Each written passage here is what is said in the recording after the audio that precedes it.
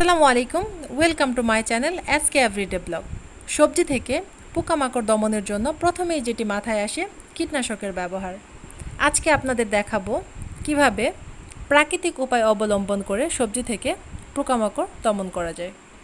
এই যে কার্ডটি দেখতে পাচ্ছেন, এটি ইয়েলো ট্র্যাপ বা হলুদ ফাঁদ নামে পরিচিত। এই কার্ডটির দুই পাশে এক ধরনের আঠা রয়েছে।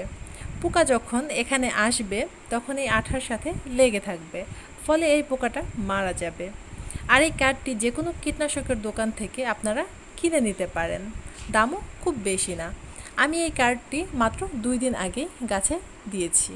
দেখতে পাচ্ছেন অসংখ্য পোকা এখানে আটকে আছে।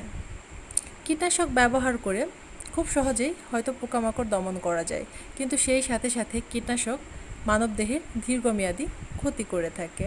তাই সুস্থ থাকতে প্রাকৃতিক উপায় অবলম্বন করুন।